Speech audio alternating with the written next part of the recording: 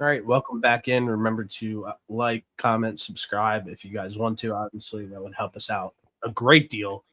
Um, Today, we're just going to go over a few things. We're going to go over some Week 9 reactions, best win, worst loss.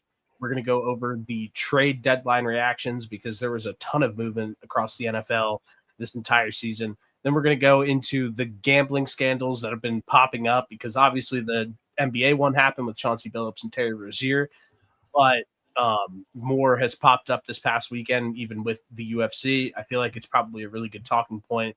And then lastly, we're going to talk about some Thursday night football. So let's get into it. I don't know if you wrote down your best win and worst loss of the weekend as well. If you did, that's great. If not, you can play off mine.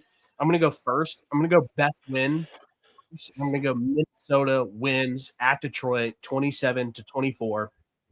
This was you were pretty hard set on I know. Minnesota a cross-off team, and I was very hard set on not making them a cross-off team just because of the unknown around what Minnesota is at this point in the season, and there's so much more left to happen. So first thing I want to say is the JJ soft benching rumors, because for some reason people were trying to say that Carson Wentz would have been a better option at quarterback for them. That's clearly not what the case was there. He was obviously hurt. So one, that point of it, and then two, people were linking Kyler Murray to the Vikings as well. I feel like JJ McCarthy, as of right now, do I think that he's the best quarterback in the NFL? No. Do I think that they're going to give him another year strongly at the helm? Yes, I do. So shout out to JJ McCarthy. Do you agree with that or do you disagree with that? I didn't have this game as my best win, but I will say I picked the No. With wrong. about JJ McCarthy. Oh yeah. I think that I didn't ever believe that it was a soft benching, but I was hearing the rumors. Um, I never once thought that Carson Wentz was the better option for this team. You're not going to Good. take a guy as high as they did in the draft and then bench him after One game. 5 total games, right? One Something like game. that. It was like a game and a half. Yeah, you're not fully going to bench a guy that you invested so much draft capital in, um, like that. So I never believed it. Obviously, we heard a lot of different things, but yeah, he proved me wrong. I had the Vikings as a cross-off team. Didn't know what we were going to get with JJ McCarthy. Just not a ton of film on this guy in the NFL, and I picked the wrong team to cross off because they went out, beat one of the best teams in the NFL, and are absolutely still in it. Um, Yeah. I want to highlight real quick his performance. He had 143 yards, 2 touchdowns, an interception, and a rushing touchdown. Nothing like eye popping, but when you watch the Vikings play, like in totality, like I'm definitely impressed by like his composure, being like a young quarterback, even his age, like coming out of college, he's still young and young within the NFL.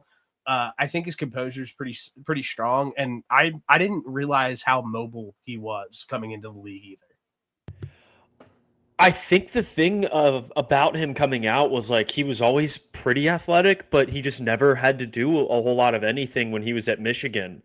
Like I thought that he tested decently well. I could be 100% wrong, but I always thought that people were saying that he was a pretty good athlete, good mobility. The composure piece of it, I think that probably just comes from the success in college and being part of uh, a coaching staff or having a coaching staff in place that knows what they're doing. I think that they've probably instilled a lot of confidence into this kid, even though he hasn't played a ton. But um, it seems like they just know what they're doing when it comes to quarterbacks and have been able to get the absolute most out of whoever's there realistically. Last thing about this best win of the entire weekend, I'll go on the other side of things, and that would be the Lions. When the Lions' run game isn't clicking for them, like on a week to week basis, it seems like they start to struggle. And the run game was clunky this past week. They couldn't really get it going. They didn't rush for over 100 yards, and they weren't really able to start clicking on offense and be able to like take over and win a football game and get control largely the time of possession and have like their way in the game. Seems like if you can figure out a way to take that run game away from the Lions, they start to struggle. Yeah, for starters, I think that taking the run game away from the Lions is a tall task because they are a very solid offensive line with two solid running backs. So hats off to the Vikings for being able to do that. But you're completely right.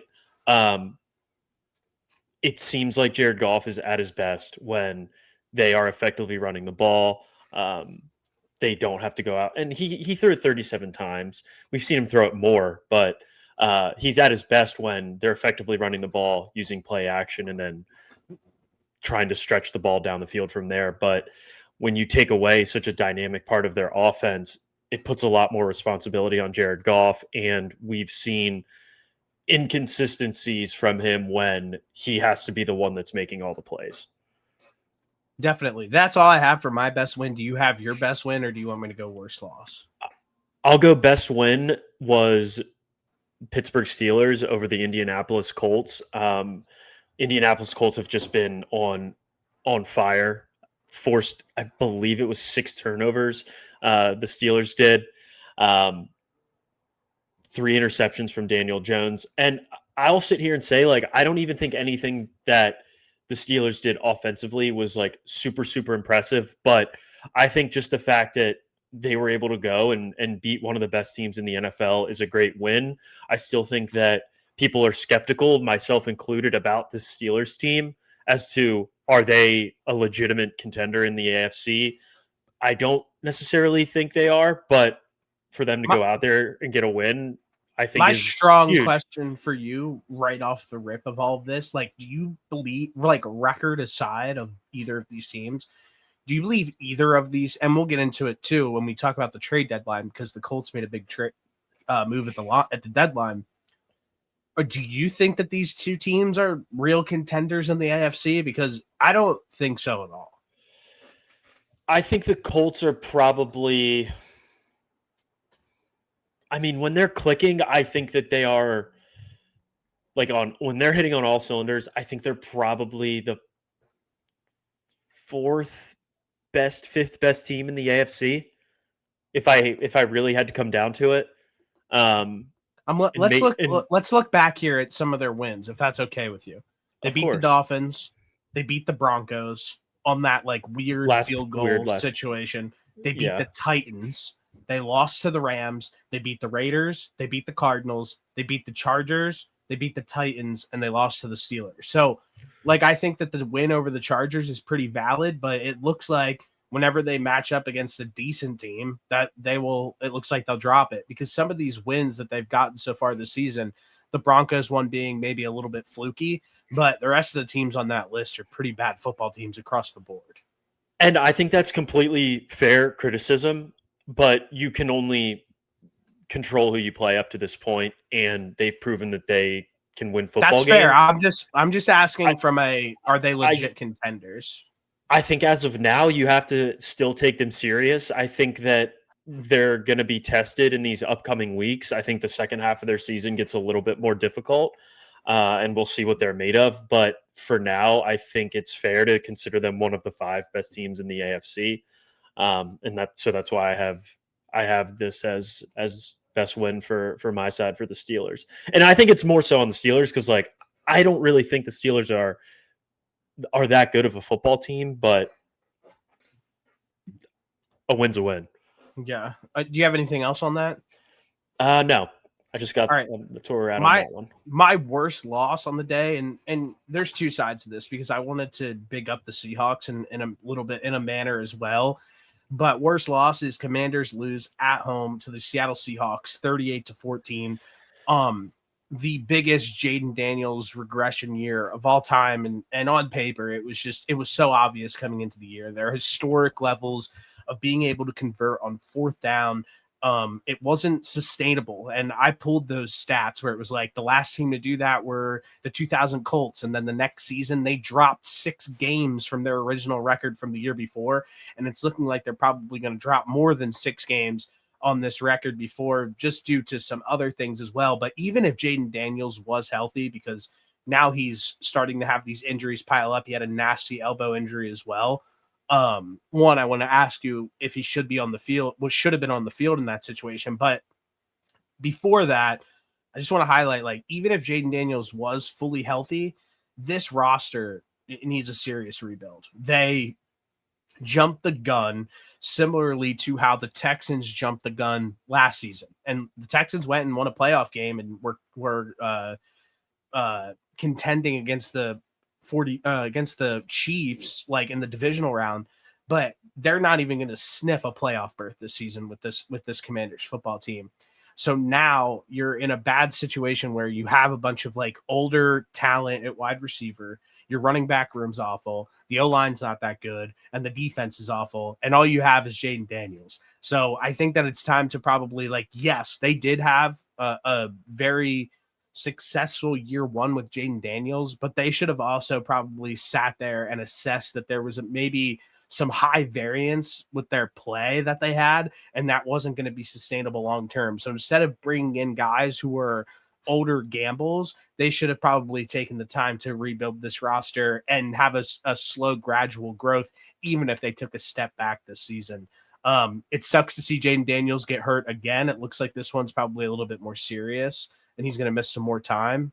But what do you think? Should he have even been out on the field there at the end of the game? Because people are making that argument. I feel like it's a reasonable argument to have when you're down 31-7, or down 38-7 in the fourth quarter. I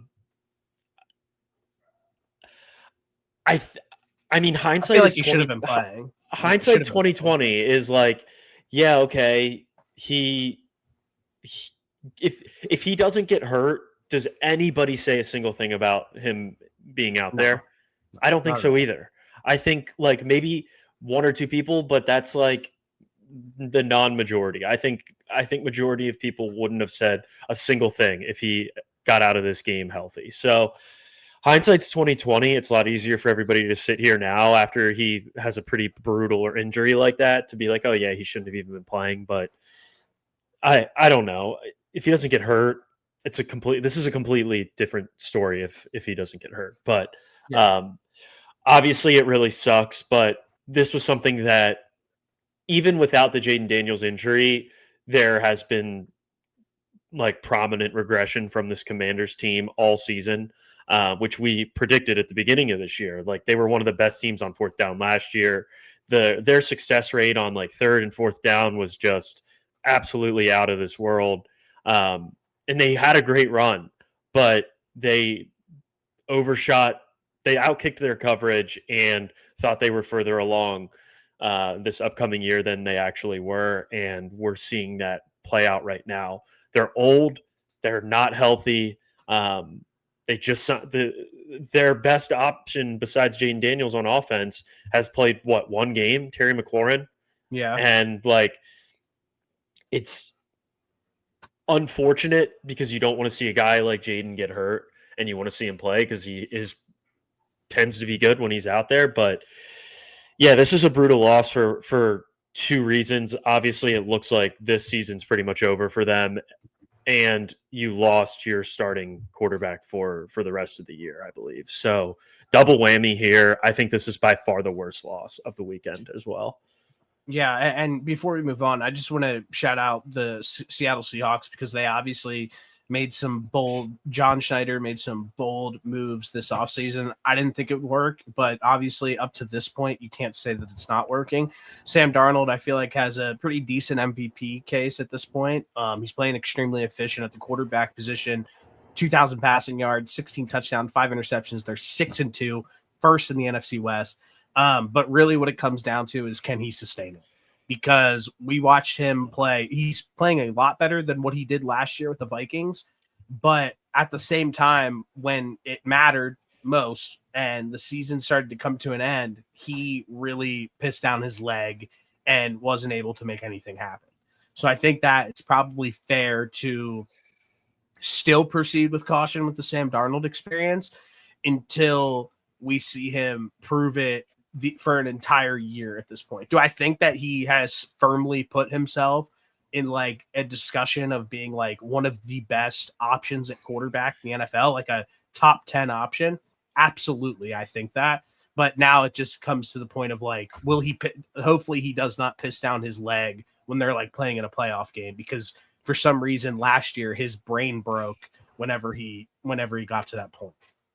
Yeah, I think Seahawks fans enjoy it, but I would say be cautiously optimistic based off of how Sam Darnold has played in previous years. I mean, you covered it. We saw him play great last year for 95% of the year, but down the stretch in the two of the most important games, he was nowhere to be found, turned back into a pumpkin. So it seems like it might be different, but who knows at this point? A lot of football left, but as of now, he has looked like you said an MVP candidate at quarterback for the Seattle Seahawks.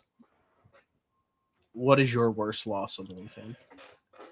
I think that the Commanders one was the worst one, simply because of the double whammy, losing your quarterback. But aside from that, I have the Cincinnati Bengals loss to the Chicago Bears as my worst loss, and this was a game that they should have won. Down the stretch, just terrible defense, terrible tackling, and they absolutely blew it. There was no reason that Colston Loveland has a 56-yard touchdown, 60+ yard touchdown to steal this one away from the Bengals. So yeah, it was weird.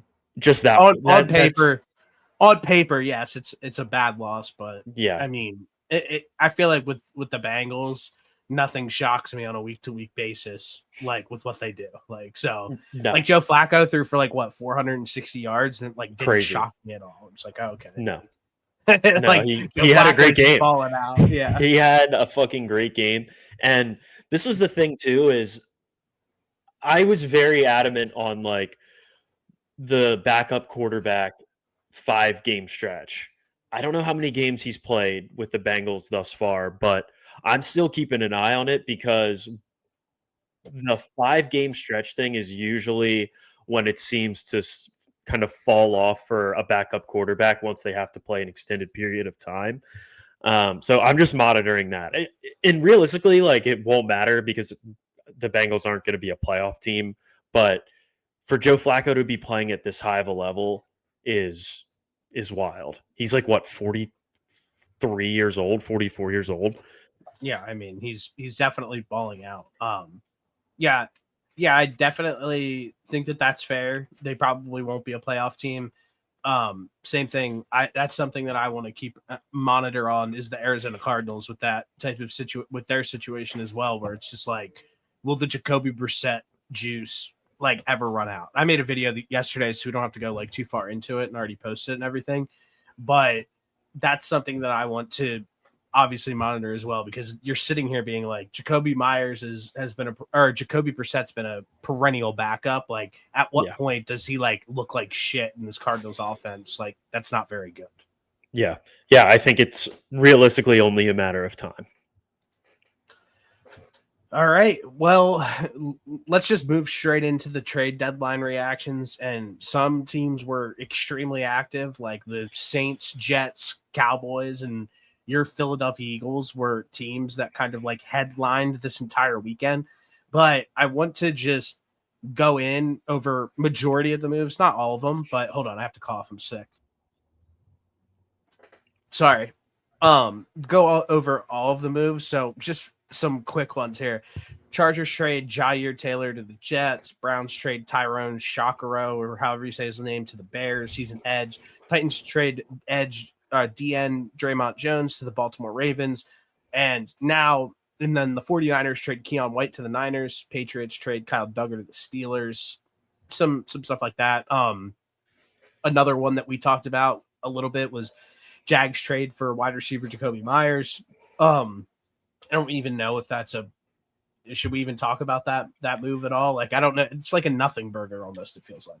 Yeah, I don't even know like what to even where should my expectations be if I'm a Jags fan seeing this as the trade deadline move, because you have decent guys. Like what is the goal bringing Jacoby Myers into this wide receiver room? Like I like the guys that they had.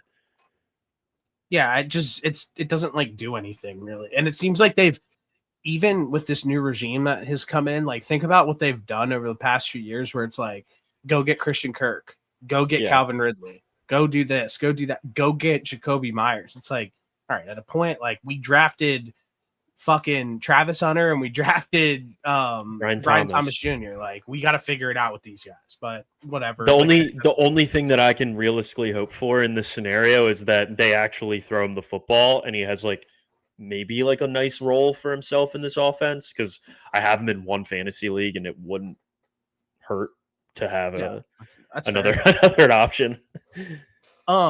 Really, I want to start just knock this one out of the way real quick because they were active, but not one that I want to spend a lot of time on. And that is the Saints were sellers this past weekend, where they tackle needy Chargers, Trevor Penning, who from Northwestern, who has kind of been a little bit of a disappointment so far in the league. So they go and get him. And then they trade Rashid Shaheed to the Seattle Seahawks, which again, I don't really know what that move does. We'll see it. He was with Clint Kubiak last year on the Saints, and he seemed to have a pretty good year. I just felt like for the Saints, hold on. I felt like for the Saints, I liked the combo of like Olave and Rashid Shaheed as their wide receivers. Like I felt like there was really no reason to move him. They obviously traded for Devon Valle like at the beginning of the year, but the Saints are just a really weird football team. Yeah, I like this more for Seattle. I think that they needed another wide receiver because Cooper Kupp just can't stay healthy, can't stay on the field. He's and watched. I think it'll be a nice compliment to JSN because they aren't really great at running the football in Seattle. So Sam Darnold kind of has to sling it around. Obviously, I love JSN. I think he's one of the best in the league, and I'm sure you agree similarly, at least for this year. But I like this compliment to them, to him on this Seattle offense. But yeah, I don't understand kind of what the Saints process is as far as why would you keep a guy like Shaheed but trade for Valle earlier in the year? I don't know. I don't like their process. I never have. I always call for their GM to get fired. He's been there forever. So I don't, like I said, that's one that I wanted to push past a little bit. Yeah, keep it moving. I feel like now, like dive into the team who like really stole the weekend, and in many people's eyes, and that's like the Philadelphia Eagles, where it seems like no matter what happens throughout the course of like a season, if the Eagles do anything, like the media and everybody just kind of like gets to a point where it's like, all right, come up for air on the Howie Roseman experience, because like it's a little overblown in my personal opinion. And when the one that I want to start with is the Eagles land Jalen Phillips, the edge from the Miami Dolphins, and somebody tweeted out, sometimes I wonder if Howie is the only GM that picks up the phone. I responded to that tweet and said, I mean, 98% of Howie's trades are completely pointless. Jalen Phillips is a decent player, but also is up for a contract after the season, has had 2 major injuries in his career, torn ACL and a torn Achilles. So let's pump the brake, because every single move that he's made this season has been mid. Although in the past, where I feel like Howie has stolen the show, like the AJ Brown trade, for example, like that's a big one, as people remember. I don't feel as if the acquisition of like a Jalen Phillips deserves that sort of like awe, I guess. Where are you at with Howie's moves this season? And I just want to highlight them real quick. Eagles land Jalen Phillips edge from Miami. Eagles land Jair Alexander from the Baltimore Ravens. and the Eagles trade Mechie to the Jets for Michael Carter II. Where are you at right now with the moves the Eagles are making? I will say that I am cautiously optimistic, like I mentioned in the group chat about the Jalen Phillips trade. I think it's a. I think it's honestly. It's a good gamble. I was going to say, I think it's a low risk, high reward move because if he ends up playing well, like he has as of recent, great. You found a guy that addresses an immediate need for the Philadelphia Eagles at edge and a guy that can provenly rush the passer. If he doesn't play well, great. He moves on, and you'll end up getting a compensatory pick. What is that? Before you say that, because people said that back to me, what does that look like in return? Because if you don't know, I don't want to acknowledge it. What do you mean? Like, what does the pick look like? What if he leaves? Yeah, what does that look like? I believe that is either going to be a third or a fourth round pick, depending on whatever contract he gets from someone else. Do you know for a fact? Based off of the formula, that's what it says, yeah. But so that is fact. So there is a range of dollar amount that leads you to a third or a fourth round pick, yes. So you're telling me that if he leaves in free agency, the Eagles pretty much just got him for free for this season. They pretty much got him for free anyways because they're only paying like $600,000 of his salary. But they gave a third round pickup. That's what I'm trying to figure out. But yes, that is correct. But won't be until 2027. Okay, so it is a year away.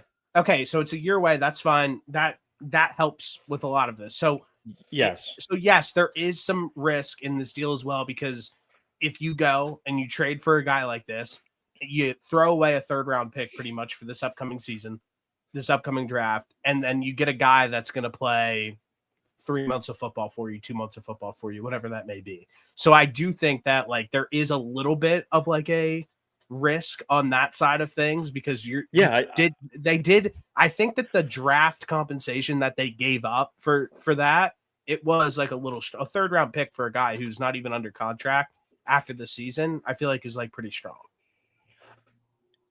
Yes and no, because you have to consider all the other things that I mentioned where it's like, okay, they could be getting this pick in return.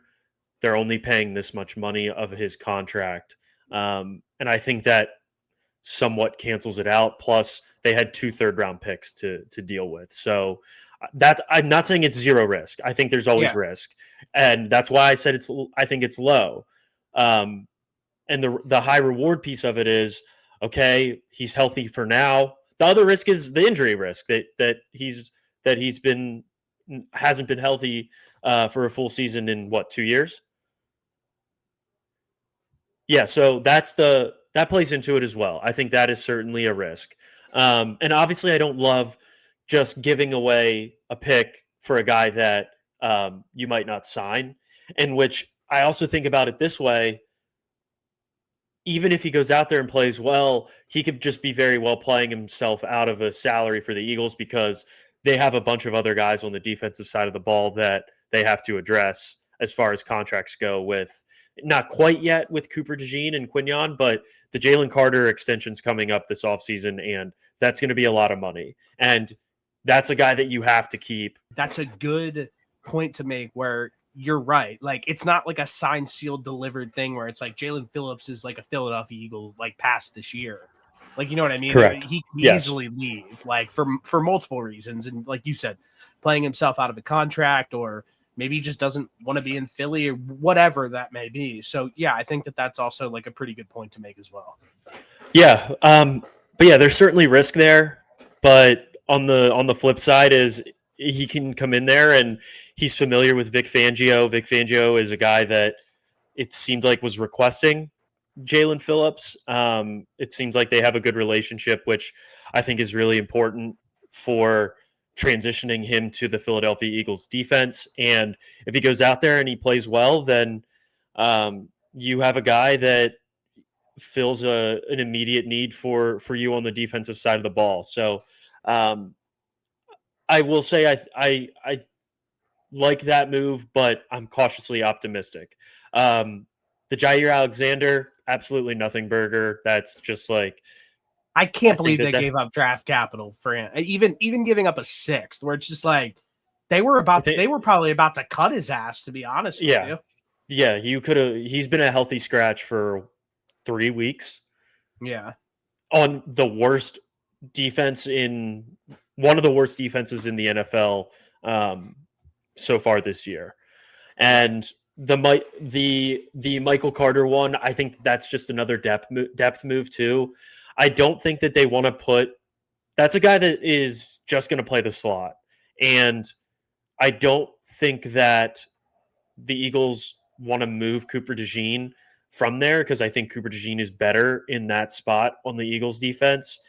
So I don't really know what the plan is quite yet, outside of maybe just some depth. But I have very minimal reasons to feel excited really about these moves because they haven't necessarily worked in the past few years as far as in-season trades go. So like I'm cautiously optimistic about the Jalen Phillips one because I think he is a good player, but I don't really have any expectations for these other two guys. Yeah, I don't either. I can't believe Jair Alexander's on another football team, so it's insane. Sounds like Yeah. me and you were in lockstep with this. The next one that I wanted to highlight was the Dallas Cowboys, and I'm a little confused by this one personally because I like what they did. I don't understand. Like people will take an opportunity to like take shots at Jerry Jones, says he's a bad owner, says he's a bad GM, like blah blah blah, whatever. And whenever he goes and trades away somebody like a Micah Parsons. Now, when you go and you make moves at the deadline, when everybody's saying, like, you got to make moves, you go, you bring in Logan Wilson, which he's a decent player. He played decent on some of those Bengals teams. Do I think he's the best? No, not at all. But they went and grabbed him. And And then that the highlight, needs all the help it can get. all the help that it needs. And then the highlight of it is going and grabbing Quentin Williams from the Jets, who's a good young player, and everybody kind of switched their tune on Quentin Williams. I'm not gonna sit here and really judge anything based on what the Jets have put out on the field this season. They stink. Like that's really all there is to it. Their defense isn't good. Their offense isn't good. But there is past proof that Quentin Williams is a really good football player. So I look at what they did this season so far, and it's like, okay, you trade Micah Parsons, you get picks. Then from there, you also open up some more salary cap for you to allow yourself some flexibility. You bring in Kenny Clark. Then you go and trade a first round pick. You had an extra one for Quentin Williams, and you still have a first round pick. You're still sitting in, like, you know what I mean? Like you're still like, you still have all your assets, you have some extra cash, and you brought in like a good young player and a good vet on the defense. Like, I don't think that like these people were trying to kind of pin this as like win now moves for the Dallas Cowboys. I don't think these are win now moves at all. I think that they're just building a roster, and everybody just shit on them for the last 2 months about how they don't do anything and they're not making any moves and this is a shitty roster. Then they go and try to bolster up this roster, and I think they're doing a decent job at it, and people still try to find a way to bitch about it. So am I tripping about like I'm not saying that like, oh my God, like the Cowboys are Super Bowl contenders next year, but like, it's like, you know what? Like this is actually like a positive step in the right direction. I also want to say one thing on top of that is I think that uh, a lot of things that I've been seeing have been, and the Colts, this applies to the Colts trades too, where it's like, oh my gosh, like they went and made these moves after the last game that they just had. It's like, okay, and it just so happens that both of the Cowboys and the Colts lost, but it's like the Colts are still competing to like be a playoff team, and I think the Cowboys are still competing to be a playoff team at this point. Like they're Yeah. not that far out of it to the point where they need to be completely chalking everything up. And so I don't like that people were saying, well, look at how they played last game. Like they should be sellers. It's like, okay, like I can see why you would say that, but at the same time, it's like I don't think just the most recent game is a reason or not a reason to like determine what you do at the deadline. I think that that's like almost too short-sighted of a mindset to have for a team that's like, well, we have an opportunity to get better here. Maybe we're giving up a little more than uh, we should, but sometimes that's like the price that you have to pay when you want to get good players and you're also the Dallas Cowboys. It's like you pay the Dallas Cowboys tax. Like the Los Angeles Lakers deal with it all the time where teams don't want to trade with the Lakers or will trade players for less to other teams because they're not the Lakers. Like I think that happens in Dallas as well. So teams are going to try and wring them dry for the most draft capital that they can. I think that the reason that this was getting so much backlash was just the timeline of everything, where it's like, okay, you got rid of your generational pass rusher just to bring in a guy that isn't as good when you could have kept Micah if you just were Which is who? Quinton Williams. Well, they play different positions. I know that. All I'm saying, but I'm telling you what where the backlash seems to be coming from. It seems like people are roasting it because they could have had Micah Parsons, and then this is like the alternative, where it's like Quinton Williams isn't really that bad of an alternative. I think he's one of the best defensive tackles in the NFL. It's just the timeline of it from like a Cowboys fan media perspective might not seem like what you want to see. But at the end of the day, like, I don't really think you can be mad about getting Quinton Williams on your defensive line. No, I think, especially for a team that's not 100% out of it for this year. No, I think that, these guys are under contract. You know what I mean? Like these aren't like end 1 year end of season rentals. Like these guys are Dallas Cowboys. So when I found out that this trade happened, the first thing that I said was like, damn, now we got to play Quinton Williams twice a season. Yeah. Like he's good. Like he's a really good player. Like that's not somebody that's just like, great, you're looking right over him. Like that's legitimately a guy now where it's like, okay, you kind of have to plan for him on the defensive line. He's a dude. In these offensive meetings. Yeah. Yeah, I understand slightly maybe, but if you would look at like what would have lined up if the Cowboys paid Micah Parsons, they just would have been in cap hell. So they made that decision for themselves. Yeah. All right. So the last trade that I want to highlight here, and it's the headliner, obviously, is the Jets trade Sauce Gardner to the Colts for Adonai Mitchell and 2 first-round picks. Wow. Because one, the Jets, it felt like the only people who were really on the market for the Jets were like Breece Hall. Like it felt like it was just like we would get rid of Breece Hall. Didn't hear anything about Quinton Williams. I didn't hear anything about Sauce Gardner. And then to see Sauce get moved, it was like, oh shit, like that's actually wild. My immediate feeling though is like, well, Sauce hasn't been playing that well the past 2 years, but I just said the same thing about Quinton Williams as well. It's like the Jets stink. Like, I don't think that it's fair to even put like the Jets in a category where you can like like if somebody's talented on that football team, which Sauce is talented, Quinton Williams is talented, Breece Hall is extremely talented, Garrett Wilson's extremely talented. They're not put in a situation to bolster any of their talents. Like they're just literally like winging it. It feels like on a week to week basis. So yes, I do like the move. Was I shocked by the price tag? I kind of was, yes, because it felt like the person who would get like that much would be like a Micah Parsons, would be like a Pat Surtain, like real headline players. So it was like, oh wow, like that was a lot. But that is Sauce Gardner at his best. Yeah, that is Sauce Gardner at his best. When he's playing his best football, that is what he warrants, I think. And they're definitely like hanging their hat on that. My question, and it's the kind of the same question that I got pissed at the people for doing the Cowboys thing, was because this is clearly a long-term move. but to give up 2 first round picks, like, definitely puts a lot of faith in him.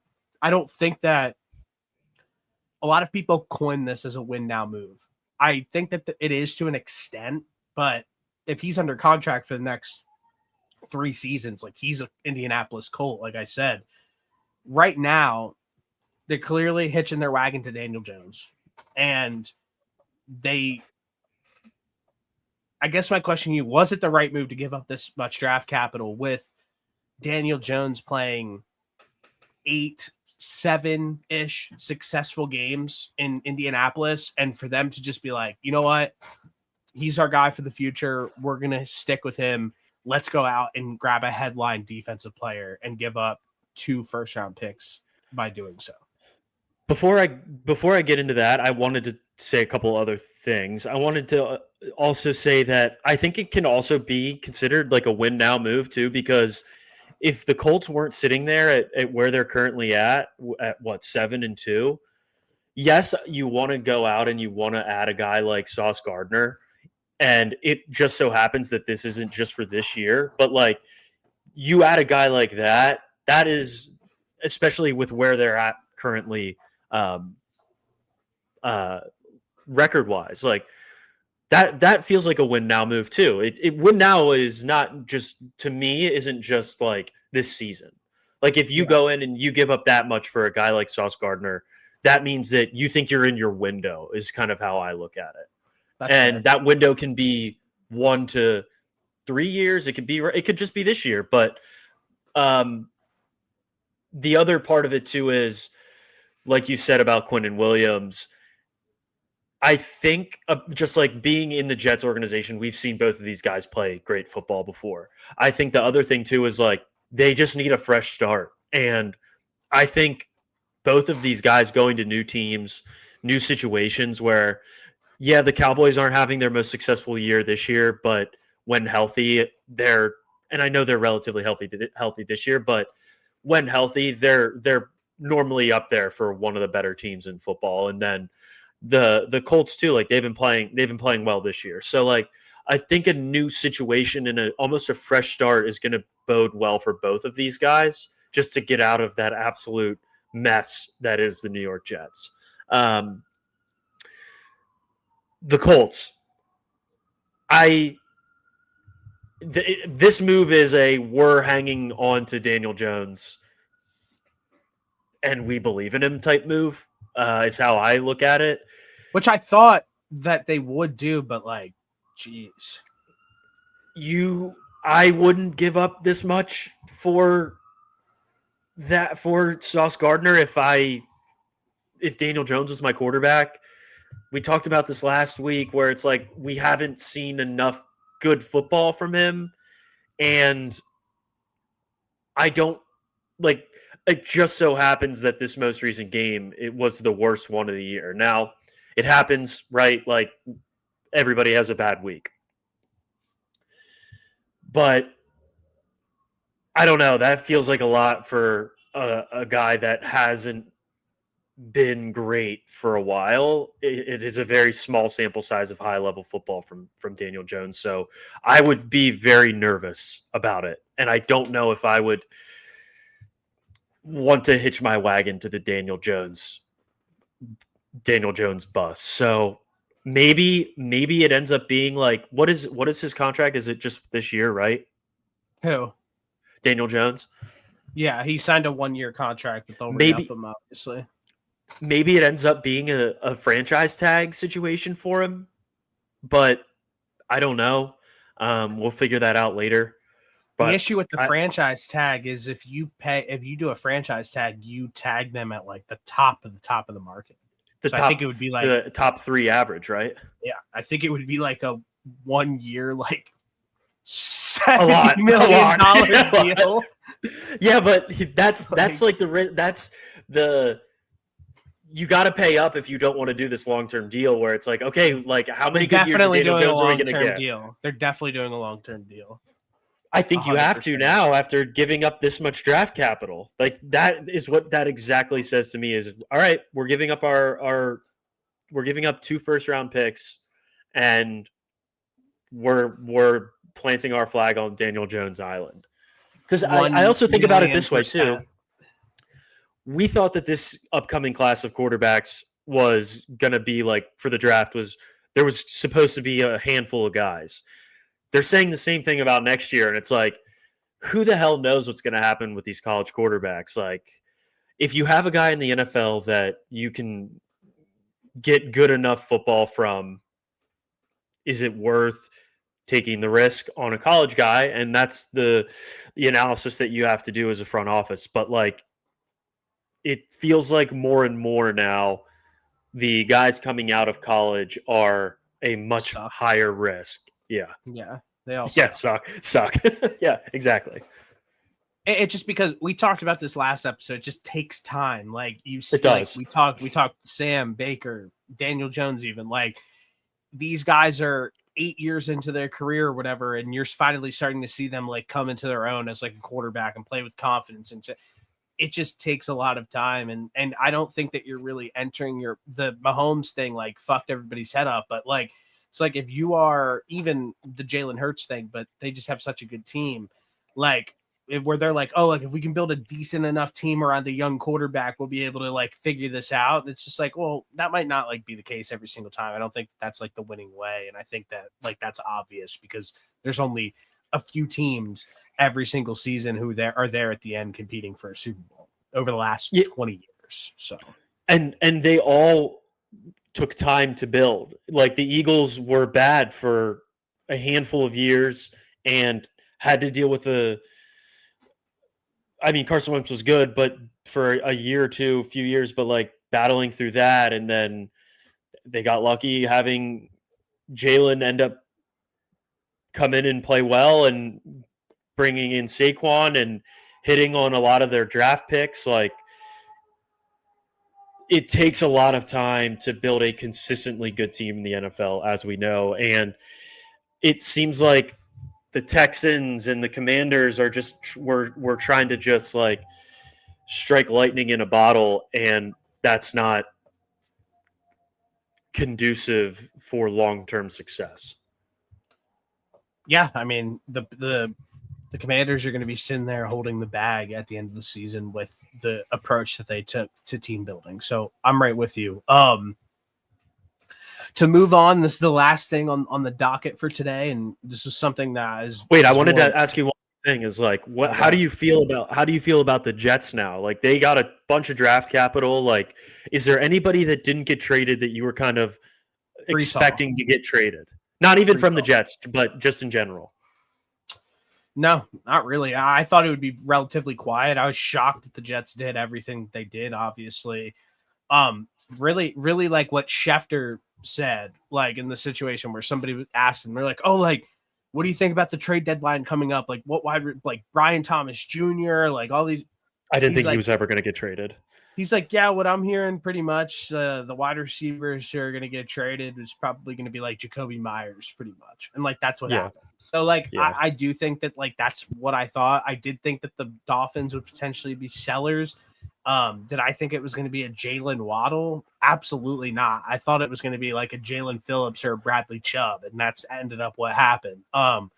The Jet side of things, I didn't think that they'd move any of those guys that they ended up moving. I thought it would just be Breece Hall out the door, and Breece is the only one that ended up staying. Yeah. Wilson. So, it is what it is. I just think probably people who were offering on Breece Hall were probably being like, we'll give you a fifth or a sixth for him. And like, I guess it was reported that the Chiefs offered a third. You want to talk about like the Cowboys tax? Like there's a Chiefs tax and they're probably like, give us a second. And they were like, yeah, we're not doing that. So it's weird because you look back and it's like the Chiefs gave up a second for Kadarius Toney, but they wouldn't give up a second for like Breece Hall. I'd give up a second for Breece Hall if I'm the Chiefs in a heartbeat, if that's the case.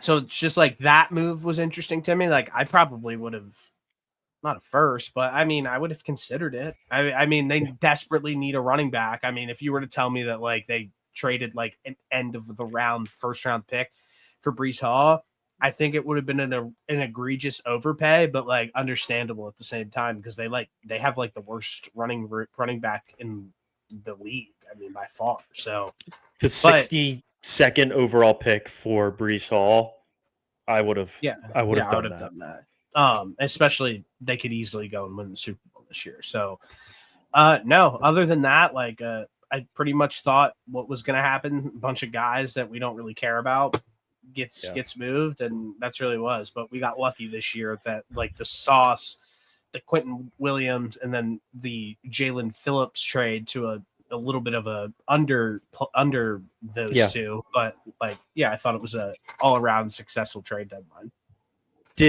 I thought that there would be I thought Chuba Hubbard would have gotten traded, to be honest with you. It feels like Rico Dowdle is kind of like the guy there now. And maybe it's just a flash in the pan, but he's played really well when he's gotten majority of the touches. I could fully understand them not wanting to get rid of Chuba Hubbard because he's been consistently good up until these last few games. But he was a guy that I was keeping an eye on for maybe somebody to make a move for.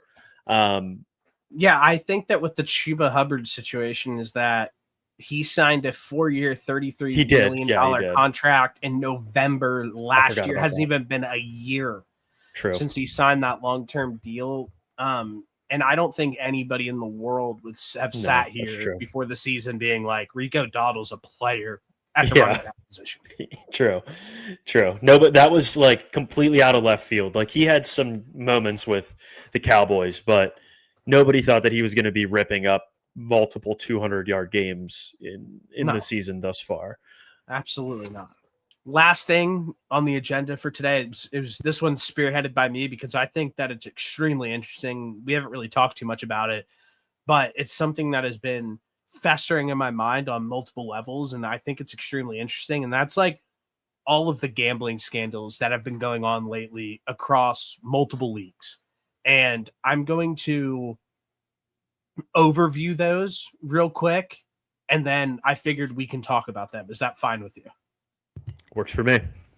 Okay, so over the last month, it seems that it's finally like heated up across multiple sports, starting with the NBA, where Chauncey Billups got, this is all alleged, obviously, where he was hosting illegal poker games, and then the online investigators potentially found him multiple instances of him throwing Portland Trailblazers games as well, and he was also named as a co-conspirator in the Terry Rozier case, where Terry Rozier was accused of throwing games and also giving intel to family friends or his brother, whoever that may have been.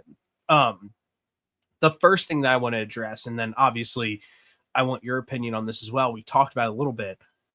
People criticizing the leagues, the TV networks, the podcast networks for advertising gambling. I don't understand every post that I see now where it's just like a gambling ad is being like read or something like that. All the comments are like, oh, like pretty interesting that you can like read these gambling ads on blah blah blah. It's like, well, 98% of the people who consume like sports content are the exact demographic that the sports books are after to serve those gambling ads to, and they're eligible gamblers, and it's an extremely competitive market, so you're going to see a ton of it. They throw millions and millions and millions of dollars at marketing every single year. So yes, we're going to see gambling ads, and we're going to continue to see gambling ads. A player and or coach or an organization member sharing classified information or throwing games is not apples to apples with any sports team, podcast network, TV show, anything serving gambling ads to people who are eligible gamblers. Why does that piss me off so much? Like, could you does that have you seen that? Like, is that something that you have seen as well? Like people criticizing like gambling ads recently? I have seen it, and my thought process behind the whole thing is like, I obviously don't think that, like, for example, the Panthers tweeting out the over under for the game today at 46.5 versus the Broncos, right? Realistically, that is some social media manager that is not even in the locker room of the Carolina Panthers. And so there's no actual connection between them tweeting. Like, I'm almost kind of confused why people get upset about it too, because it's like, this doesn't like, this has no effect on what's actually going to happen in this football game. This is just them putting out content. This is them talking about the game. This is them mentioning, oh, this is something that uh, is massive in sports. It's a talking point. It's getting people to watch the game. It's whatever, but there's nothing actually funny going on between the social media manager for the Carolina Panthers and FanDuel. So I don't understand like why the immediate gut reaction for people is like, oh, great. Well, my bet's not going to win. It has zero correlation between the outcome of your bet and what's actually happening on the field. No, because you think about it, that example to a T is like, who follows the Carolina Panthers Twitter page? The fans. Carolina Panthers fans. And the people that'll see it too are probably the Broncos, because that's who they're playing for the week.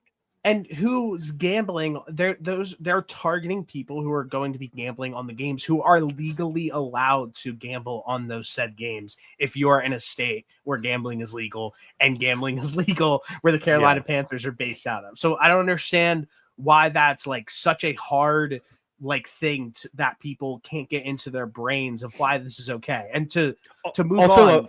I wanted to say one other thing about that too, is it's also not like that person that's tweeting out the over-under is putting together like a laundry list of facts to support one of the sides of that number. So, you know, like, even you know if what I'm they trying were, to even if they were, that's the risk you take as a gambler, because that's no different than me or you following this guy, George Kent, on Twitter, where it's like he puts out his play of the day and then people will put like facts as to like why they like it. That's not any different, I don't think, than some random social media manager tweeting out the over under for a game. Correct. This is to move on. The players and the coaches. First things first, why in the new age of the legalized gambling era?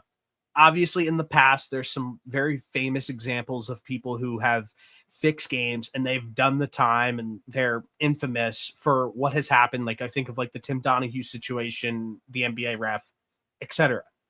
Why in the new age of legalized gambling would you test anything? Because right now you are going to be the first example made by the judge, by the people who are investigating on this case. If you are found guilty of this, if that they are going to legitimately throw the book at you, because they are going to make an example out of you. You look at the Jonte Porter situation. He is in serious legal trouble. You look at what happened with Calvin Ridley. Calvin Ridley just placed parlays that had nothing linked to him doing anything, and he got suspended from the NFL for he missed an entire year of his career. So they have already started to do strong like repercussions for all of this, and I just think it's going to continue to get worse and worse as it starts to get more publicized. And each league or fighting promotion as well, because we're going to talk about that as well, they have independent companies that monitor, as well as in conjunction with the sports books, who monitor all of the betting markets across every single game. And if something seems fishy, they're right on top of it. And we'll get into that when we talk about the UFC a little bit later. They're right on top of it. So yes, you are going to get caught. And if you get caught, there's no precedent set as of right now in the new age gambling era, that if you're caught fixing a game, if you're caught sharing information, this, that, and the other thing, what that actual repercussion of that, and when I say repercussion, I'm talking about real prison time, could potentially be. Now we are getting to, like, we're at the point where that gambling is being closely monitored more than ever. Like, the most attention from sports books, from the FBI, from the leagues. They're monitoring this more so now than it has ever been monitored before. So the opportunity to get away with this is basically zero. And so the type of person that is not only an athlete that is providing the information of, oh, I'm not going to play the rest of this game, I'm going to fake an injury, is equally as brain dead as the person that is putting the money on that player. Because, this is something that I've thought about too, is like the automatic instinct for all of these people that get this insider information is, I'm gonna put $10,000 on all of Terry Rozier's under for this game, if because not I more. know, yeah, because I know that he's gonna get caught. That's an automatic red flag. Like, if you had any common sense, your first thought would be, let's not make this as blatantly obvious as possible. So like me or you, so how many people are realistically going to be putting $50K on a Terry Rozier under on a Tuesday night in December? Probably not that many people, unless you have certain information. Especially when like if you have an account with a sports book, they track all your bets. And if your normal bet is $20 and they randomly flag you for a $90,000 bet on a Terry Rozier under, dude, you're gonna get caught. Yeah, you're cooked. Like, maybe instead of 90 grand, you go with $50 because, oh, cool, this is a nice little win that I can actually get away with it. But no, these people take this information and think, I'm not going to get caught, I'm going to come up and put $90,000 on something, and it's not even about the flat individual person as well. It's about the information sharing, where if Terry Rozier tells his cousin then tells two other people. Those two other people go and throw it in a Discord with 5,000 people in there, and then 5,000 people in that Discord all have that play. Yeah. That's what they're talking about here. The network and how easy it is to share all of this information, and why it's a problem, because players, coaches, people in the organization sharing information pretty easy and simple. I've heard people say like, well, what if Chauncey Billups was like just upset that the owner came to him and said that like they were tanking, and he just like happened to say to a friend like, I can't believe we're tanking this game. It's like, okay, well, you know all your friends pretty well. Majority of them, we know that majority of our friends gamble. Yeah. Obviously, that information that is being shared, if you want to talk to your families, your friends, your girlfriend, your wife, whatever, please do that. But please also, they obviously know that like, oh, I'm going to tell my friend this, and my friend is clearly, you have to be smart when you're giving out any sort of information like this, to just like spew at the mouth, and to know the potential repercussions if it was to ever come back to you is just flat your fault. Yeah. Even if you're not like intentionally putting that information out there to try to get people to have like to bet on it, you know that the gut reaction to you saying, yeah, like we're tanking, like the season's over, is going to automatically light a fire under people, or like, oh shit, really? Like I can take all of Damian Lillard's unders. I can take Nazir Little over points because he's going to play 30 minutes a game as opposed to his normal 12. Like, that is the immediate reaction that you would get when you would tell a group of gamblers. Definitely not a good look. And then obviously for fixing games or fixing props at this point as well, what needs to be said at that point? I mean, like, there's nothing to talk about. Like, that is like, you clearly can't do that. Like, if you are that stupid to be able to do that, and you're willing to put your name, your reputation, and your career on the line, and all of the potential money that you would make through playing contracts, through endorsements, through everything, to go out and play for 9 minutes and fake an ankle injury or something like that, you're a scumbag and you just deserve to have all of that stripped away from you. Just as simple as like, if me and you were to ever get in trouble from the law, we would probably lose our normal jobs where we don't make a fraction of what those guys could even think about making. So it's just like at a point like where everybody tries to kind of like stick up for the player or the coach or whoever. It's just like, you work for an organization that there's not many of in America. You should hold a certain arrogance to yourself in a positive, right? Where it's like, I am higher and mightier than all of these people who are begging for information or begging to get some sort of edge. Why would you put yourself in the same category of all of those people? I just think that like, if you do that, then yes, you deserve to get your career stripped away from you. Just as if me and you were to go and get like, I don't even know, like a DUI or something like that, and our job were to figure out about it, they would not be happy with us. So like, they should be held to the same standard as everybody else in the entire world. And if not, they should be held to a higher standard than everybody else in the world, because I just think that it's just ridiculous that this has gotten to this point. Being a pro athlete is, like, in my opinion, like one of the biggest privileges in the world. Like, you get access to everything, tons of money, you just have so much access to things that so many people would kill to have access to. And to try and I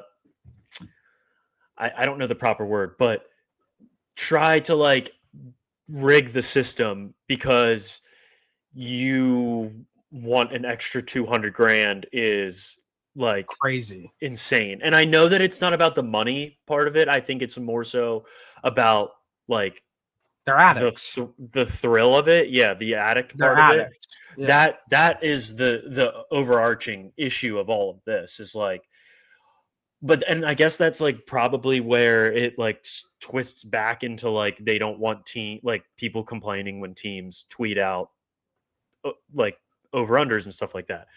I don't think, again, I still don't think it matters, but like, is Bryce Young tweeting out the over under for the game? No, that's what I'm saying. It's not the players that are doing it. Tweeted out, fuck, my over in passing yards is 233 yards today. Like, okay, then yeah, I'm with you on that. But yes. To move on, I want to highlight each individual situation that we're talking about here. I'm going to start with the NBA, and then we haven't talked much about the UFC, but there was an issue in the UFC that happened this past weekend, and I don't even think I'm guessing you don't know about it because it's not a very highly publicized situation. But let's start with the WWE, the NBA. That's right. And I want to start with Chauncey Billups. Chauncey Billups obviously got picked up on hosting illegal fixed poker games headed by the mafia.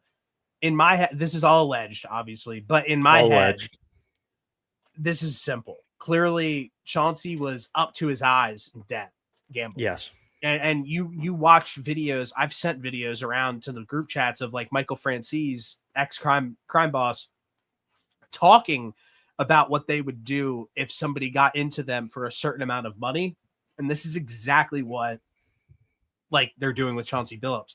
He went and hosted high stakes poker games where there was like fixed machines, x-ray glasses, x-ray tables, the whole nine, earpieces, all of this stuff. Like it's out of a movie almost at this point. And it seems like, outside looking in, what makes the most sense to me is he was up to his eyes in gambling, that the mafia came to him and said, there's one way to fix it. Like, do you have a rich uncle? Can you rob a bank? If not, like, get me my money. This is how we're going to do it. They go then and rig these poker games. He's able to draw in a certain amount of a certain crowd, whether that be ex-NBA players. They unfortunately looks like they drew in the wrong sort of crowd because they also drew in these pro poker players who knew the games were fixed. And there's clips of podcasts from 2 years ago of pro poker players talking about these cash games that they were having and how that they were fixed. And it seems like they pissed off the wrong people. They spoke out about it. And that's kind of how this whole thing came crumpling down. So that's the Chauncey Billups situation. Do you have anything that you want to comment on that? No, I think that is probably exactly what happened. As a player, as a coach, like you're not allowed to gamble, and he's been in that space for how long? So like the only way you're going to actually be able to gamble is off the book like that. Now, I would suggest not doing that with the mob or the mafia, but what do I know? There's allegedly other offshore places that you can gamble that I really aren't. think that I really think that it gets to a point where, like, I don't think Chauncey Billups like even knew he was dealing with the mafia. I think whatever bookie or whoever he Oh, was okay. using with was an extension of like the mafia. And then once it got to a certain point where he racked up, like this was the example that Michael Francis used. Michael Francis said, "My bookie came to me one time and was like, oh, like this guy's into me for $20,000. Like, what do we do?" He's like, "We don't do anything. Like." We let him get into you for $500,000, then we go and do something about it.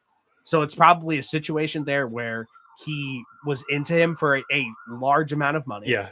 And they finally got to a point where they were like, okay, like now the big dogs have to come in and fix this because Yeah. that's what was instructed by them. At least that's how I view it as of right now. Yeah, I mean, I think that you're probably correct with your line of thinking on this, but yeah, either way, getting to that point is is not even for the monetary value like we talked about. It's for the addiction and for the thrill of it all, and Yeah, they're the addicted. fact that they had like all of these, like all of this technology that like straight out of a movie type shit. It's insane.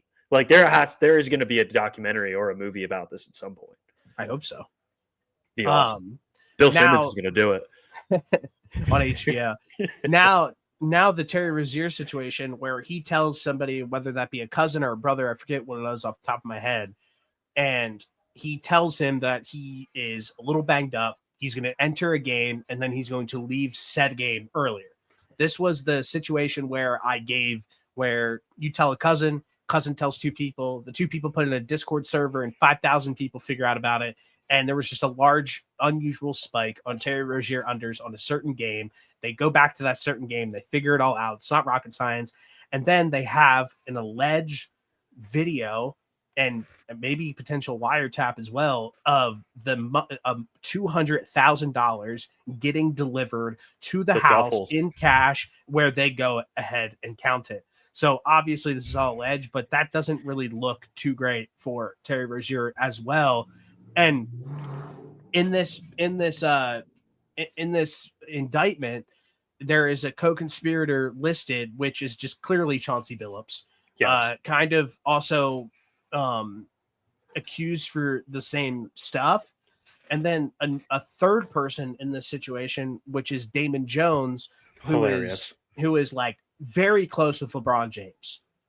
Very close with LeBron James. And there is an example where he's texting somebody, giving them inside information about a LeBron injury, Yes. where he goes, make sure you bet enough so D Jones can eat too, which is crazy. I mean, that is about as clear cut as you could get for stupidity. Just straight up saying, include me in your illegal bet right now is what he's doing, and it's crazy, dude. It's so freaking funny how he worded it. Make sure you bet enough so D Jones can eat.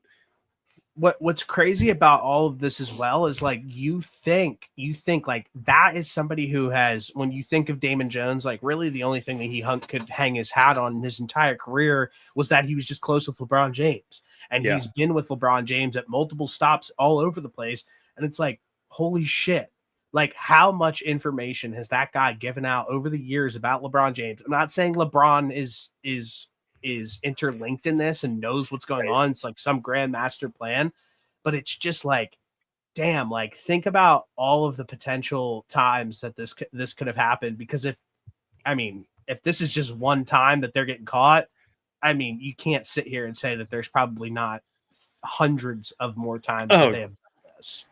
There's no way that any of these instances were the very first and only instance of this happening. I mean, I feel like this has been going on for years and years and years, and we'll never find out about it. But because a lot of it was probably done like so far off the books, and by the books I mean like the actual sports books, but I think now we'll begin to see like it get We'll completely see. eliminated because of the example that's being made of these guys. At least that's what you have to do if you are the FBI, if you are the NBA, if you are the NFL, where it's like you get a lifetime ban from your sport and further punishments if you're doing something like this. We'll see what happens when Chauncey Billups gets sat down and they say, you're going to do 76 years in federal prison, or you can talk and tell us everything. Then we're really going to, Damon Jones, you're going to spend 80 years in federal prison, or you can sit here and we'll give you 5 years and you tell us every single thing that you know. That's where the NBA, there's two things of why the NBA is in hot water. And it feels like this story, what's going on right now is severely underplayed, severely underreported, in my opinion, where it's like there is going to reach a point where the feds don't come knocking at your door unless if they have a concrete case to put you in federal prison. That's all there is to the feds have a 98% conviction rate on their cases. And a lot of the times it's because people plead out because they know that they're not going to beat the case. If it goes to trial, you're going to get a hefty sentence.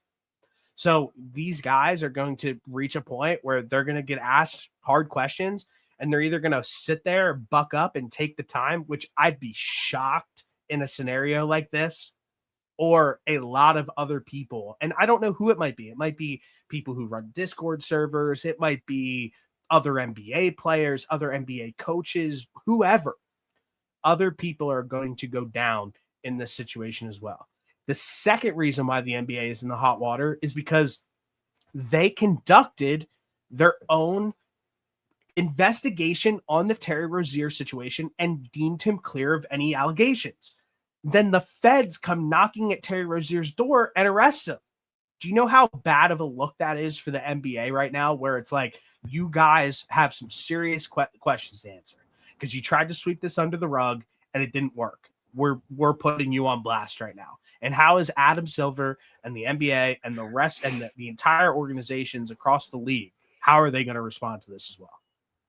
I mean, the biggest thing is like this was talked about for a week, and the NBA sweeping this part of it under the rug deserves to be talked about more because they have a major gambling issue at their hands if this all ends up being true. And Terry Rozier and Chauncey Billups, well, more so Terry Rozier, but Terry Rozier gets convicted of this and does actual time. Like the NBA should, like, Adam Silver should be fired from his job. And furthermore, I don't even know what else you would do besides fire the guy, but how can you be so like they were so what I don't know what the opposite of thorough is like Laissez-faire. Yeah, they were so like we don't even care about this. The integrity of their game is in question. And Adam Silver did absolutely less than the bare minimum to make sure that this was handled properly. I'm in lockstep with you on this, where nobody has really said this, but if he is convicted by the feds on the everything that he is alleged of, example Terry Rozier, Damon Jones, whoever, more so the Terry Rozier situation because there was that investigation that they did. If he's found guilty, you're correct. There should be no discussion, no comment, no anything. Adam Silver, you are fired. You are clearly not suited for this job for a million reasons that I've been saying on this platform for like 3 years. But just this example right here, where it's like our game is integrity is in question, and you fumbled the bag so badly on this that we absolutely need to get rid of you. There's nothing else to talk about. And the worst part for Adam Silver is that the NBA has actually been enjoyable thus far in the season, and he can't even enjoy it because, well, he might be able to enjoy it because nobody's talking about this anymore. It was a 1 week thing. The first week of the season, all this information comes out and people talk about it, and now it's like it didn't even really happen, which is insane because if this was the NFL, this would be on the news every single day. Absolutely. I completely agree. I really think that people don't understand the magnitude of this situation. That's why I texted you saying, like, I feel like we should really I think we should pay attention to the gambling stuff right now, because I don't think that people really understand what's at risk here. Like I use that example, like Terry Rozier, you're going to spend 56 years behind bars, or you can tell us what you know. Like, that's what's going to happen in this scenario. And there are going to be so many other people that get brought down in this. It's not just Terry Rozier. It's not just Damon Jones. It's not just Chauncey Billups. It's a domino, and one domino fell, and now there's going to be a million other dominoes that fall. It's going to be definitely interesting to watch play out, but I'm right with you on this Adam Silver situation. There's one last thing that I want to touch on this gambling situation, then we can do Thursday Night Football real quick. But last weekend, the UFC, have you heard about this, by the way? Have you heard about this fixed UFC fight, yes or no? No, I haven't, but I tried looking up a little bit before we started. So well, I'll just give you I'm giving the Cliff I'll do Notes this as version. well. The reason why you didn't hear about it is because it was a fight at the Apex, which the Apex is the small like training facility there where they like will host fights like on a weekend or whatever. It's really like the diehard fans are tapped into it pretty much. Like, yeah, that's how I Caden would definitely knows what it is. 100%. So last weekend, a UFC fight at the Apex, Isaac Dulgarian, I don't know how to really say his name, was a big favorite. He was a -3 Bulgarian. He was a -350 favorite. There was an unusual amount of activity on the underdog on the other side of the fight, which led to him being like a -150 favorite at the time of the fight. The other prop that was being bet to win at a heavy rate was the guy to win, to the underdog to beat Isaac by submission in the first round. The independent company that tracks any unusual spikes in gambling went to the UFC, went to Dana White, and said, like, hey, there's some very unusual action coming in on this underdog right here where we feel like this guy should win, and there's a specific finish that people are betting on. We are going to flag this as like a potential like fixed fight. So what the UFC does and Dana White does at this point, they go back to the back, they talk to him, they say, do you owe anybody money? Do you is there anything fishy going on with this fight? Blah blah blah. He goes, nope, we're good, everything's fine. He then goes out, fights, loses by submission in the first round, and like it was like a shock. You could even hear the commentary team like actually being like live time, like being like, what the hell just happened? Like questioning the integrity like of that said fight. Now, days later, Ariel Helwani, which I don't know if anybody ever watches his podcast or not, he crushes. He's like live for like 5 hours a day, has tons of guests on, puts out really great content. Really love his stuff. He's amazing. He then goes on to report that multiple fighters off the record have approached him saying that they have actually been offered to throw fights like off the record. He didn't give any names or anything like that. Then after he said that and that clip circulated, multiple UFC fighters then went out on social media to confirm that, saying, I've actually had somebody come into the gym and offer me money and to throw a fight. Then 12 hours later, posts are deleted and they're coming out saying like, "Oh, I guess that's a bad time to make a joke." It sounds like a call was made to them by either Dana White or whoever that may have been, and been like, probably Dana delete White. delete this now and redact that statement.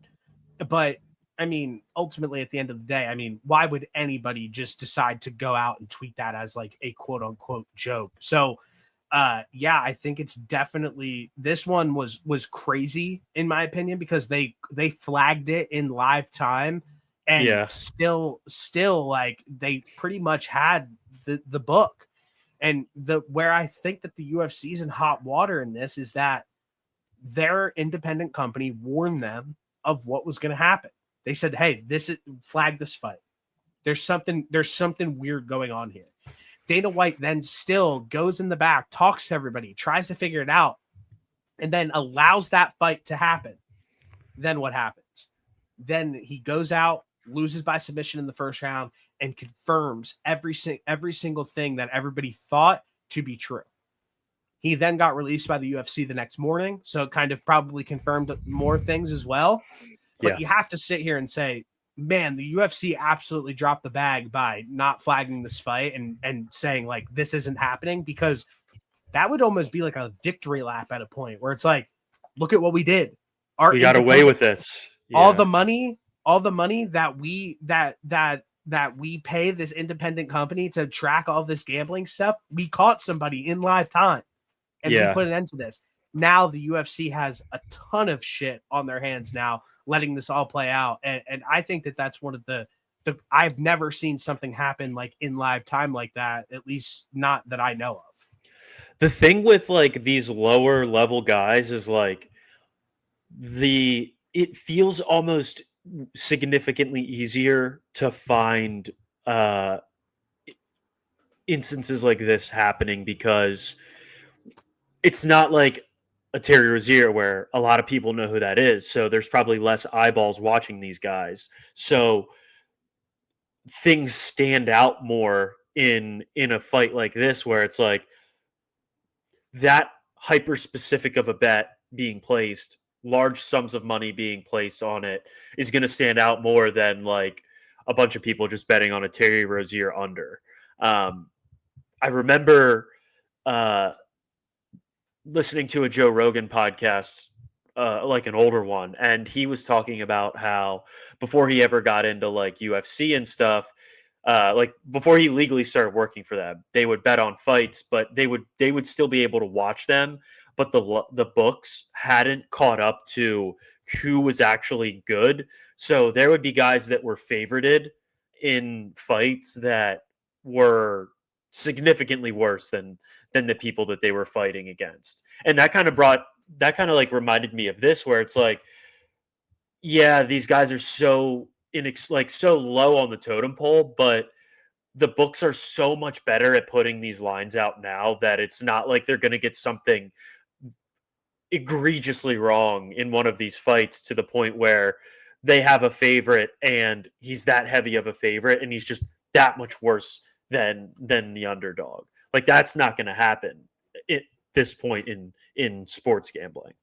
No, probably not. And you think about it from like where it's like we don't have this much activity coming in on an Apex fight ever. Exactly. So like this one being it, like something's fishy, and like an exact way of a finish of a fight, that's fishy. The underdog getting that much money to move the line that significantly is fishy. So like the other thing, and you talked about how these guys are like accessible, like they can easily walk into a gym. If you think about like mid to low level, like college football or college basketball, you know how easy it is for somebody to walk up to a college basketball player at a mid-tier school who doesn't have NIL money and look at him and be like, "Hey, you want to make an extra 50 grand? Don't grab that rebound at the end of the game. Don't do this. Don't do that." Whatever that may be, like these guys are easily accessible, whether that be because I even thought that this would have been done like not in like over like DMs on Instagram. The UFC fighters who have gotten approached to fix fights have been approached via Instagram DMs. So like, it's not even like that they're hiding like the fact that this is like a possibility. Like, it's not like a highly sophisticated operation where people are starting to like where these games are getting rigged. I think it's sloppy imposters who think that they have an edge, who think that they can have this all figured out, who are just going to be get eaten up, chewed up, and spit out by the feds, and everybody's going to get caught. That's what everybody needs to realize right now. Before you brought up the NIL part of it, or like the college part of it, the thing that surprises me is that before the NIL, I'm surprised we hadn't seen this in college football, because I can see an instance where the back, or like the third string quarterback at Oklahoma gets approached by like a booster or somebody maybe, and is like, or hey, like what's going, like say like John Mateer, for example. John Mateer was injured for that 1 week against Texas for the Red River rivalry, and it didn't come out until late that he was going to play. But say a booster or somebody comes up to, has a connection to the third string quarterback and is like, oh, like what's the deal with Mateer? Like, is he playing? And that kid's like, no, he hasn't practiced all week, but like we're keeping it under wraps. And that kid thinks, happens. that kid's just thinking like, oh yeah, like I'm just talking to a fan. And then that booster goes out and puts 350 grand on Texas to cover and comes up big on it. And that kid like doesn't even think twice, because he's just like, like I'm just talking to a fan. I mean, realistically, that probably does. That probably happens every week. Realistically, every week, I think so. And I think that is like, that's like the gray area of this whole thing, where it's like, did this kid was the intent of this kid to dime out his teammates almost and hook up this booster for a huge profit on a bet? Or is this kid just like in a one-off conversation with like a family member? In my personal opinion, if you're not getting paid off and you're just willingly giving that information, then that's like whatever. You know what I mean? That's if fair. Somebody comes up to you and is like, "Hey, brother, I'll give you 50 grand. Here's a piece of my winnings. Here's a piece of this." Then that's the gray area. That's where it's like, what the fuck are you doing? Like, that's stupid.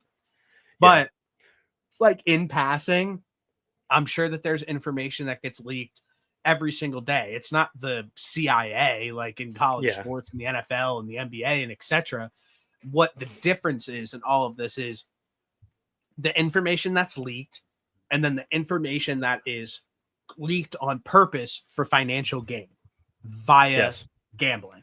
That's the issue in all of this. So that's pretty much all I had on this, to be honest with you. I just wanted to highlight did you know all of this coming in, like, of everything that I said, or like, do you have a different outlook on it? Like, anything that you want to add before we close out? The other thing that I wanted to mention was, I'm surprised that this happened in real time in UFC, because I feel like Dana White does like a pretty good job of like keeping of managing the UFC and running it like a well-oiled machine. And for this third party to come up to him and be like, yeah, we're flagging this, and for him to just have almost too much trust in his guys, it bit him in the ass. And I think my first reaction to this, if I'm Dana White, is like, okay, these people aren't coming up to me for every match. It's like, I should probably trust them here, right? Like, this is such a random one-off match that it's like, if I have this third party coming to me, like, I feel like I should trust what they're saying and shut this thing down before I guarantee things get crazy. I guarantee you that any time that the third party person comes to them again in a scenario like this, I guarantee you that the fight will be cut. It should be automatic, because those third party companies aren't just going to try to shut down sporting events for no reason. No, not at all. But they messed up. Do you want to talk about like we talked about the situation with Adam Silver like conducting that investigation, like that should be something that is held against Dana White as well, where it's like, Yeah. brother, like you also need to make very clear decisions in a situation like this, because now you're in hot water. Now, like, people are questioning the integrity of the sport. Now there's the police are investigating the UFC. And like you said, like this isn't just a one-off thing. Like there are probably instances of this that are so minute, that are so kept under the rug that we might not have any idea that it has happened. But I guess we'll see that come out in months to come. So the final thing that we were going to talk about here was the Thursday night football game, and it was the Las Vegas Raiders at the Broncos. I'm not talking about that game. So No, this game is going to be. I think the Broncos are going to end up winning this one big time. I mean, clearly the Raiders are better with Brock Bowers, but like that's to be expected. They're still not a good football team. I got nothing to say about this game, so I think we should end there. Fine with me. All right, peace, brother. Go Birds. I just spit it. Good girl, we're getting paper as a passion. Collect the stacks and bring it back, man, and take vision.